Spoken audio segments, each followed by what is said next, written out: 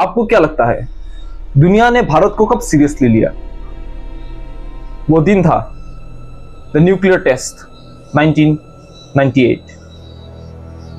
इसी दिन अटल जी और एपीजे अब्दुल कलाम जी के नेतृत्व में भारत ने एक ऐसा इतिहास लिख दिया था जिस चीज की दुनिया ने कल्पना भी नहीं की थी।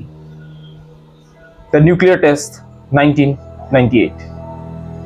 नमस्कार बंधु, आप सभी का स्वागत करता हूं एक नए वीडियो में, जिस वीडियो का विषय है द न्यूक्लियर टेस्ट 1998।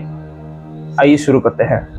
11 मई 1998 शाम के 3:45 राजस्थान के थार डेजर्ट से रेत अचानक हिलती है।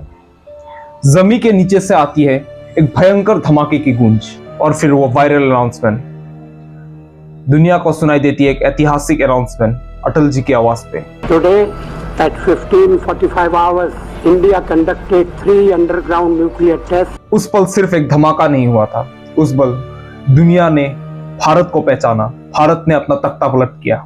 उस पल से दुनिया ने भारत को सीरियसली लेना शुरू किया। भारत को उन दुनिया के शक्तिशाली देशों से मिलाकर परमाणु बमों के एक शक्तिशाली नेतृत्व घोषित करने वाले एक देश बनाने में इनकी एक अहम भूमिका थी। परमाणु बम रखने की कहानी कहां से शुरू हुई थी? अमेरिका ने हिरोशिमा और नागासाकी पर लिटिल बॉय और फैट मैन गिराया। लाखों लोग पल भर में खत्म। उस दिन दुनिया ने समझा कि 21 सेंचुरी में अगर आपको पावरफुल देश बनना है तो आपके पास परमाणु हथियार होना और परमाणु हथियार से लेकर लैस एक देश बनना जरूरी है। फिर शुरू हुई एक ऐसी रेस जो दुनिया ने कल्पना भी नहीं की थी। यूएसए तो पहले से उस रेस में थे, पर उनके साथ शुरू हुई एक ऐसी रेस जहां पे पीछे पीछे आए यूएसएसआर, यूके, फ्रांस और चीन। चीन को तो आदत ही है हर जगह में उंगली करनी। और क्या आपको पता था एक ऐसी रूल बुक भी थी जिसको स्ट्रिक्टली गाइडलाइंस फॉलो किया गया था। जब ये 5 देश अपने परमाणु हथियार बना चुके थे तब इन्होंने सेट की एक ऐसी रूल जो आपने सोची भी नहीं होगी, जिस ट्रीटी में स्ट्रिक्टली लिखा है कि हम बस 5 देश ही न्यूक्लियर वेपन्स रखेंगे और उसको बनाएंगे, बाकी देश ये सब नहीं कर सकती। जिस रूल का उल्लंघन किया हमारे भारत देश ने, पर क्या वो उल्लंघन गलत था? क्या हमें इसकी जरूरत नहीं थी? बिल्कुल जरूरत थी हमें। इंडिया ने सीधा जवाब दिया और उस ट्रीटी को साइन करने से मना कर दिया। भारत क्यों साइन करेगी एक ऐसी ट्रीटी? 20 अक्टूबर 1962 चाइना ने अरुणाचल और लद्दाख पे हमला कर दिया।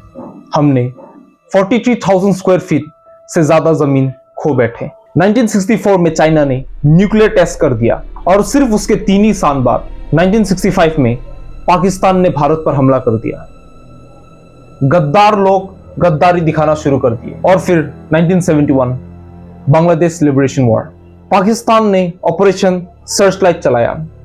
10 मिलियन रिफ्यूजी इंडिया आया, इंडिया ने इंटरवीन किया।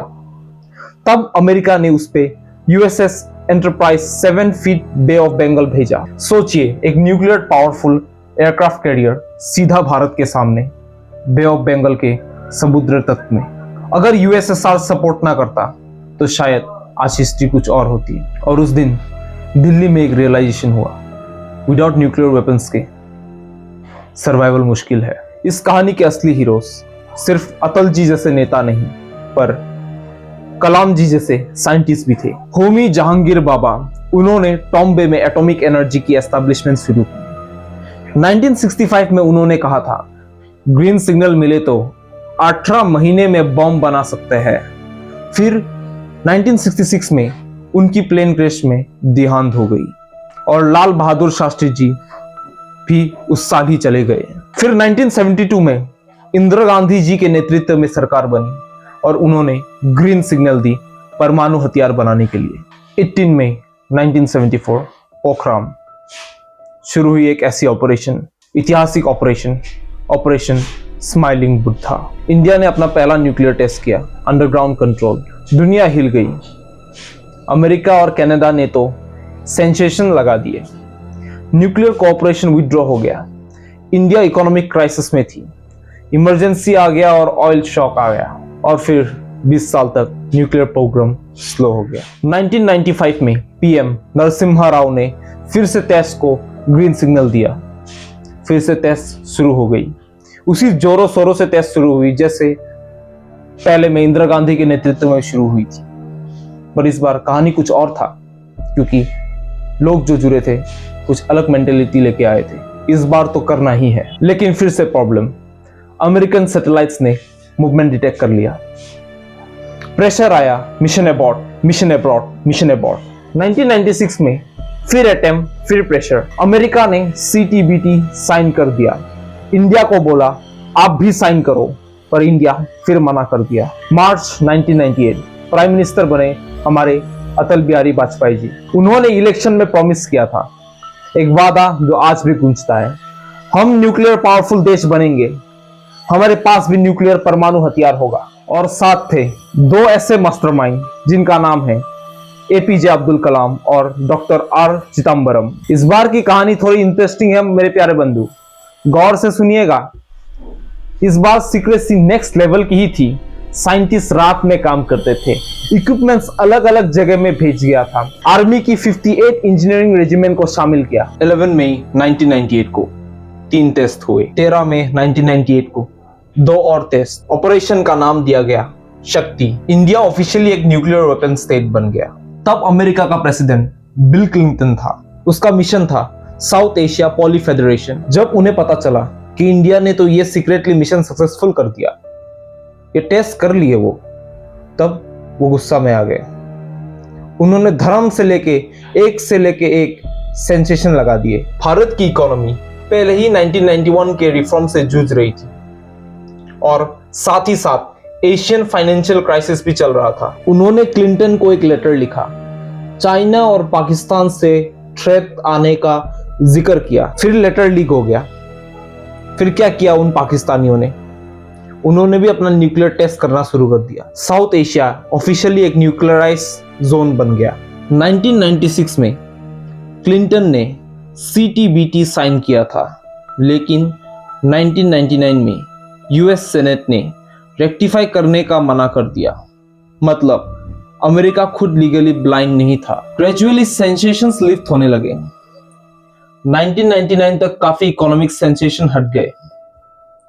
2001 में मिलिट्री सेंसेशन भी हट गया और फिर आया US इंडिया स्ट्रेटेजिक पार्टनरशिप का एरा। 1974 से लेके 1998 तक का सफर। 51 years, 2 generation of leaders, economic hardship, international crisis, sensation से लेके इतने सारे स्पाइस सैटेलाइट्स हमारे ऊपर गुंजे, पर हम ना रुके, हम ना थमे। आज भारत न्यूक्लियर वेपन्स के तेली में 9 नंबर पे है। पर फर्क क्या है, हमने कभी एग्रेशन के लिए यूज नहीं किया। बात सिंपल है दोस्तों, नो फर्स्ट यूज। 1998 का धमाका सिर्फ एक न्यूक्लियर एक्सप्लोजन नहीं था, वो एक साइकोलॉजिकल शिफ्ट था। उस दिन दुनिया को समझ आया कि इंडिया सिर्फ एक डेवलपिंग नेशन ही नहीं, एक स्ट्रेटेजिक पावर हाउस भी है। और शायद आज भी भारत इसलिए बोलता है वसुदेवाय कुटुंबकम, दुनिया हमारा परिवार है। हम यही मान के तो चलते हैं।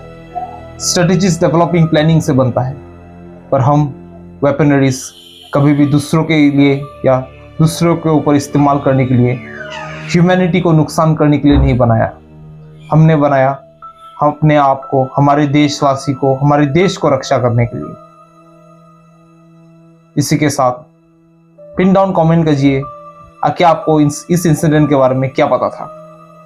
जानते हैं आपका कमेंट, आपके बारे में, आपके सोच विचार के बारे में। इसी के साथ मिलते हैं अगले वीडियो में। धन्यवाद बंधु।